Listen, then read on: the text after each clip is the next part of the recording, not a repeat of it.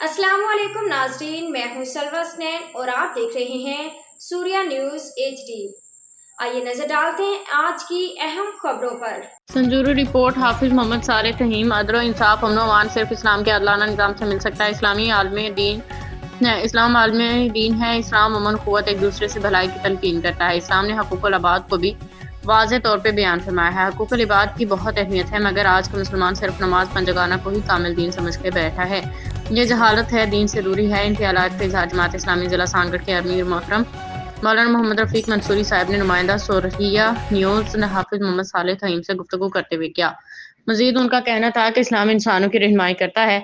आज का मुसलमान कुरान से दूर है। हमने कुरान को दम तावीज़ गंढे के लिए समझा है। ज़रूरत इस बात की है कि कुरान करीम की तिलावत रोज़ाना का मामूल बनाए, तर्जुमा तफसीर भी पढ़ें और इस पर अमल करके दुनिया आखिरत में कामयाबी हासिल की जा सकती है। इस मौके पर मुअज़्ज़ज़ मेहमान गुलाम सरवर ताहिम भी मौजूद थे।